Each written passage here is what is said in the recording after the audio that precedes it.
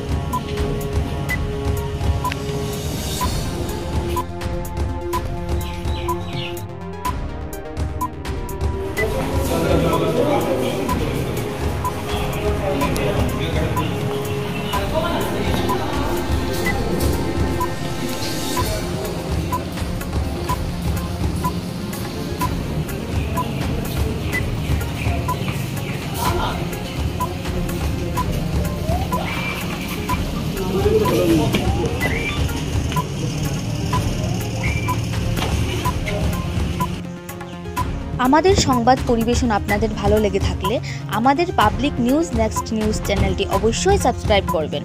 তৎসঙ্গে একটি লাইক ও শেয়ার করে পরবর্তী আপডেট নিয়ে আসতে আমাদের উৎসাহিত করুন। ধন্যবাদ।